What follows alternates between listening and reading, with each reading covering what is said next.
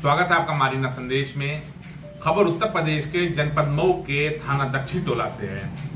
आप लोग समझ रहे होंगे कि केवल थाना दक्षिण टोला का ही समाचार आ रहा है, लेकिन वास्तविकता यह है कि पिछले कुछ दिनों से थाना दक्षिण टोला का नक्षत्र ग्रह काफी गर्दिश में चल रहा था।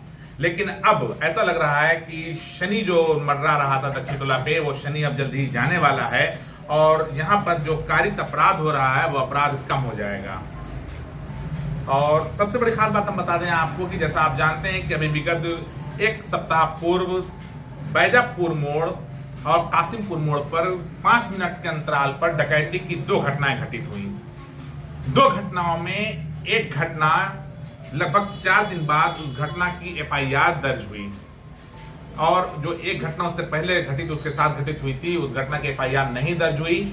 उसी के 3 से 4 दिन बाद एक घटना और घटित हो गई डकैती की बैजापुर मोड़ पर। उस घटना की भी FIR SHO DK चौधरी साहब द्वारा दर्ज नहीं की गई।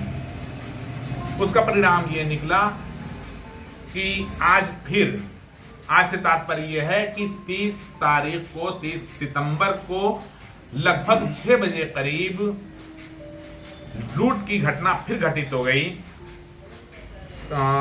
एक साहनी परिवार था, उस साहनी परिवार के राहुल साहनी के साथ बैजापुर के रहने वाले हैं, ये घटना घटित हो गई। लेकिन इन सब के साथ साथ आपको ये भी हम बता दें कि चूंकि मऊ के इस समय जो पुलिस अधीक्षक सुशील गुले साहब हैं और साथ ही क्षेत्राधिकारी नगर धनंजय मिश्रा साहब, इन लोगों की अपराध और अपराधियों पर सतत दृष्टि बनी हुई है और लगातार ऐसे अपराधियों को ट्रैक कर रहे हैं जिनको जरा भी शक हो रहा है। इसी के क्रम में अभी सफल अनावरण किया गया है मास्टर सलमान साहब के साथ। जिन डकैतों ने डकैती की थी उसमें से 5 लोग गिरफ्तार हो गए हैं, 3 वांछित अभी फरार चल रहे हैं, 2 गाड़ी बरामद हुई है, कुछ मोबाइल फोन बरामद हुआ है जिसका सफल अनावरण हुआ है। वहीं साथ ही में ADG जोन वाराणसी बृजभूषण दुबे साहब के यहाँ से भी इस बात के लिए मऊ पुलिस को बधाई दी गई। सफल अनावरण को भी अपने ट्विटर से ट्वीट करके बताया गया है। साथ ही में हमारे बीच में मौजूद हैं शहंशाह आलम एडवोकेट साहब, जो इस समय अपने ऑफिस में बैठे हुए हैं। मारीना संदेश के लीगल एडवाइजर होने के साथ साथ मास्टर सलमान साहब के भी ये परम मित्र हैं और उनका केस भी यही देख रहे हैं। जी शहंशाह आलम साहब, ये किस तरह का प्रकरण चल रहा, थोड़ा सा एक बार आप भी विस्तार से बता दें लीगल तौर पे। 22/9/2021 को रात में मैं आप ही के कार्यालय में बैठा हुआ था।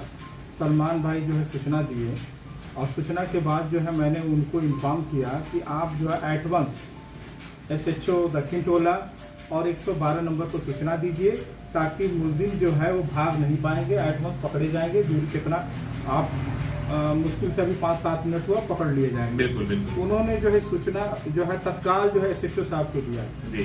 SHO साहब जो है वो किसी तरीके की कार्रवाई नहीं किए और बहुत विलम्ब से मौके पर पहुंचे थे। अगर वो तत्काल जो है अपने वायरलेस सेट से इस घटना की सूचना अगर वो दे देते तो वो मुलजिम उसी वक्त पकड़े गए होते जी।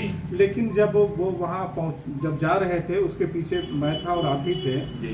और जब वहाँ पहुँचे हैं तो सबसे पहले जो हमारे दोस्त हैं सलमान भाई, वो उन्हीं को टारगेट करने लगे।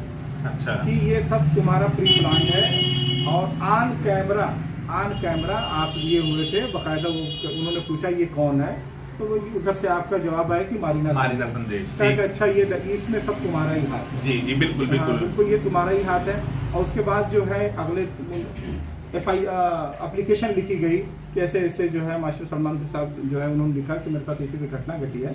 उन्होंने एप्लीकेशन जो है नहीं लिया। फिर अगले डेट में जो है मैं खुद सलमान भाई के साथ थाने पर गया और थाने पर मास्टर साहब के साथ ऐसा सलूक किया गया, लग रहा है कि ये कोई अपराधी बैठा हुआ है जी।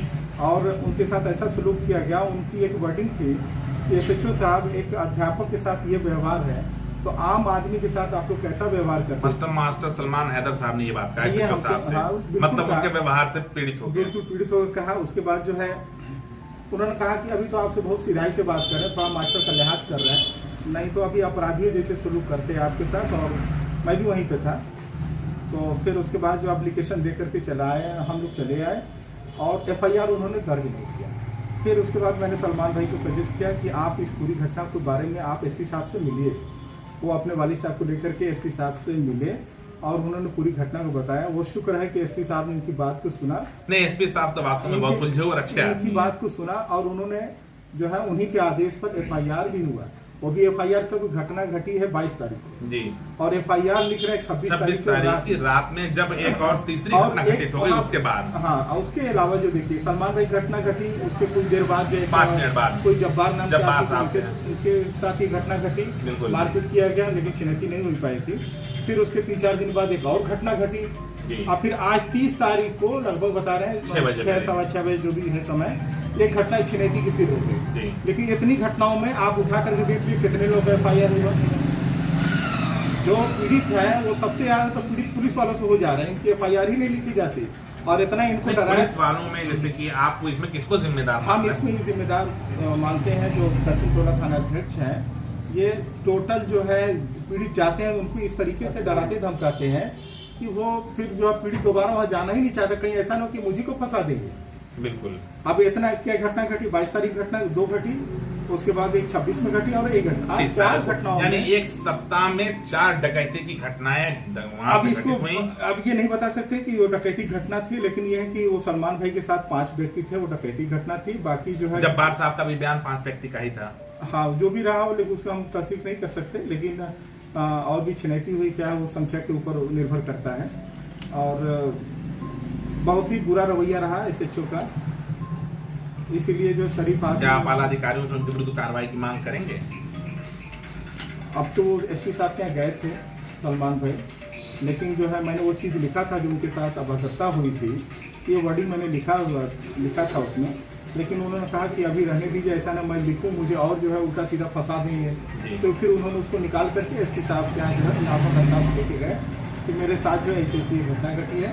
तो वो कम से कम बहुत खुश है कि चलिए कम से कम मेरी एफआईआर तो 4 दिन बाद ही सही एसपी साहब के ऑर्डर पे कम से कम दर्ज तो हो गया। उनका मोबाइल भी बरामद कर लिया गया है। मोबाइल भी बरामद हो गया और उसमें 5 लोग नहीं पकड़े गए हैं, 1 या 2 लोग पकड़े गए हैं अभी, और 5 लोग गिरफ्तार हो गए, जेल गए, 5 आदमी गए हैं। लेकिन इस घटना में 5 जो हाँ जी जो वो 5 घटना में शामिल थे वो फरार हैं। जैसा कि आपने देखा कि एडवोकेट शहनशाह आलम साहब ने पूरी घटना को बिल्कुल विस्तार से बताया है और एक एक बातों को खुल के रखा है। स्थिति ये हो गई है कि अब यदि हम मौके पे पहुंचे कहीं कवरेज करने के लिए, मारीना संदेश का नेटवर्क काफी तेज है। घटना घटित होने, अपराध कारित होने के साथ ही तत्काल 5-10 मिनट के अंतराल पे सूचना मिल जाती है और हम नहीं तो हमारा कोई प्रतिनिधि जरूर मौके पर पहुंच जाता है। लेकिन हमारी इस एक्टिविटी को कमजोर करने के लिए और आला अधिकारियों के नजर में हमारी छवि को आपराधिक बनाने के लिए हमारा जो गलत फीडबैक दिया जा रहा है, क्योंकि हम अधिकारियों या किसी के पास जा करके ये नहीं जाहिर करना चाहते हैं या पब्लिक के बीच में ये नहीं चाहते हैं कि दूसरे की तरह दलालों की परछवि हमारी बने। हम एक पत्रकार हैं और पत्रकार ही रहना चाहते हैं, लेकिन हमारे एसएचओ महोदय डी के चौधरी साहब आला अधिकारियों की निगाह में एक अपराधी की छवि बनाने का भरपूर प्रयास कर रहे हैं। लेकिन इस बात का हमको पूरा विश्वास है। इस समय एक SC/ST एक्ट के तहत हमारे विरुद्ध गंभीर धारा में मुकदमा दर्ज किया गया, मेरे सहित अन्य 4 लोग और भी हैं जिनके विरुद्ध दर्ज किया गया है। लेकिन खुशी की बात यह है, जहां मुकदमा दर्ज हुआ उस बात का अफसोस था, लेकिन खुशी की बात यह है कि इस मामले की जांच क्षेत्राधिकारी नगर श्री धनंजय मिश्रा जी को दिया गया है और इनके स्तर से इस बात का सिर्फ आशा ही नहीं बल्कि पूरा यकीन है कि हम लोगों के साथ न्याय होगा और जो न्यायिक काम होगा वही होगा, क्योंकि आला अधिकारी जो अपराध और अपराधियों के विपरीत लगातार काम कर रहे हैं, उन पर सतत दृष्टि बनाए हुए हैं, वो ऐसा कोई काम नहीं करेंगे जिससे न्याय प्रभावित हो। ये काम केवल एसएचओ महोदय डी के चौधरी को ही शोभा देता है, अन्य किसी को नहीं देता। हो सकता है हमारे इस वीडियो को देख के कुछ दलाल लोगों को बुरा लग जाए या ऐसे कुछ पुलिसकर्मी हो जो दलालों को पाले हो या अपराध कारित करा तो उनको बुरा लग सकता है, लेकिन वास्तविकता ये है कि इस समय जो ये भी आज वकील साहब आपको ये भी बताते हैं, आज जो घटना घटित हुई है, आप विश्वास करें कि इस घटना की भी हमको लगता है कि अब तत्काल FIR भी दर्ज होगी और इस घटना का भी सफल अनावरण होगा। जिस तरीके से 1 सप्ताह के अंदर इस घटना का अनावरण हो गया है, इसका भी अनावरण कर लेगी पुलिस। एसपी साहब चाहेंगे, क्षेत्राधिकारी महोदय चाहेंगे तो जरूर होगा, लेकिन 10 घटनाएं घटती हैं तो पुलिस की प्रताड़ना की वजह से सिर्फ एक ही व्यक्ति जाकर के FIR दर्ज करा पाता है, वो भी आला अधिकारियों तक बात पहुंचती है तब दर्ज होता है, नहीं तो वो भी नहीं दर्ज हो पाता।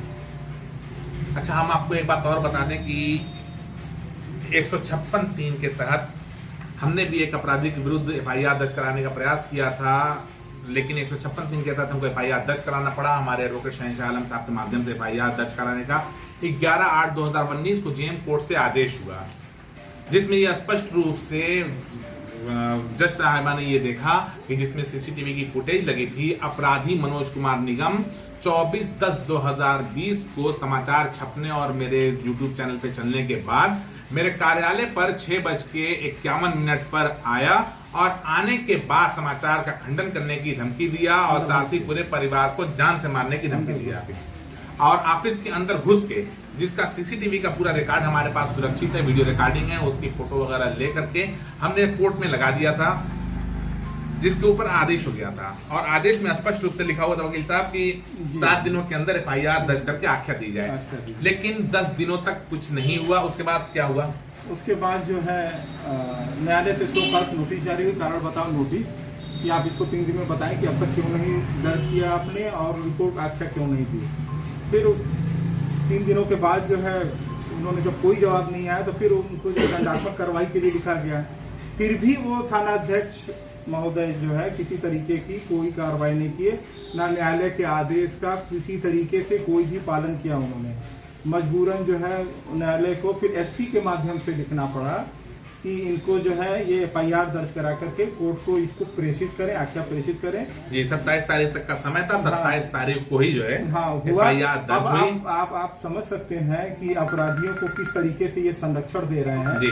कि न्यायालय का आदेश होते हुए, न्यायालय का 11/8/2021 का आदेश होते हुए उसे दर्ज किया गया कब? 27/9/2021 को। इतने दिन तक दर्ज नहीं किया, लगभग 2 महीने बाद। हाँ, लेकिन एक चीज और है कि इतना दर्ज करने के बाद उस अपराधी का साथ देने के लिए, जिसके आपने आरटीआई से मंगाया भी था जी जी, और मैंने देखा भी था कि एक दिन में ये व्यक्ति जो है, जो संगठित भू माफिया का सदस्य है, एक दिन में 5-5 बैनामे कराता है। जी मनोज कुमार निगम जी जी, एक दिन में 5 बैनामे कराता है।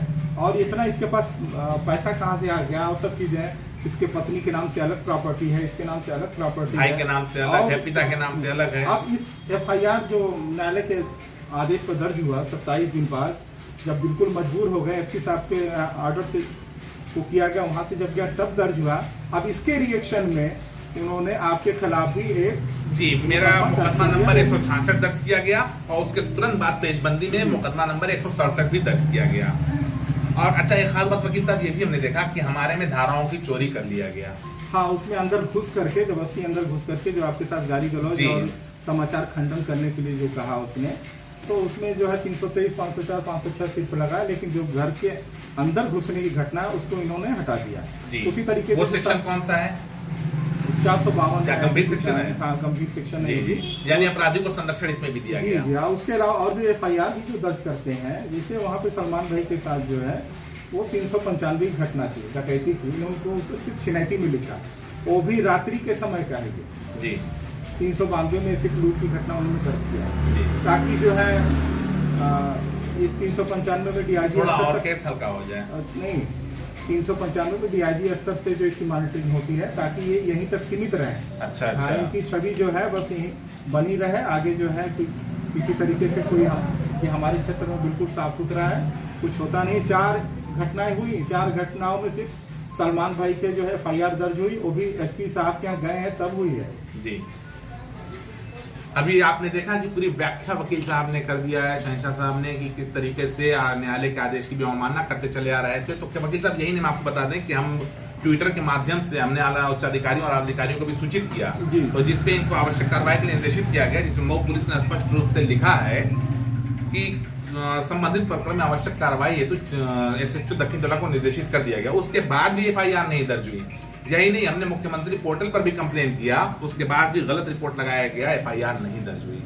यही वास्तविकता है। जाहिर सी बात है कि उस जिसके विरुद्ध आपने अपराधी मनोज कुमार निगम एफआईआर का आदेश कराया था 156 दिन के अंदर, इनका कोई बहुत ज़्यादा मधुर संबंध है, बहुत इनके करीबी हो गए, इसी वजह से न्यायालय के आदेश का पालन नहीं कर रहे।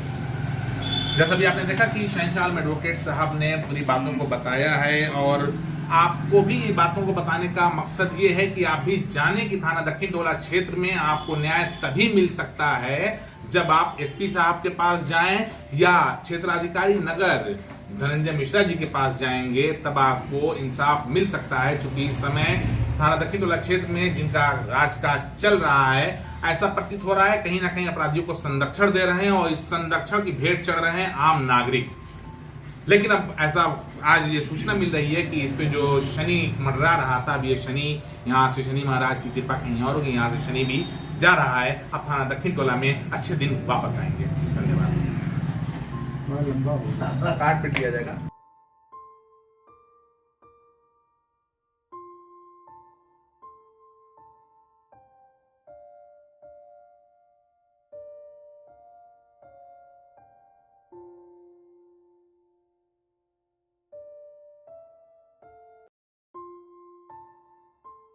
खबरें पसंद आई हो तो लाइक करें, शेयर करें, कमेंट करें और इसी तरह खबरों का ताज़ा अपडेट पाने के लिए हमारे चैनल को सब्सक्राइब करके घंटी वाला बटन दबाना ना भूलें।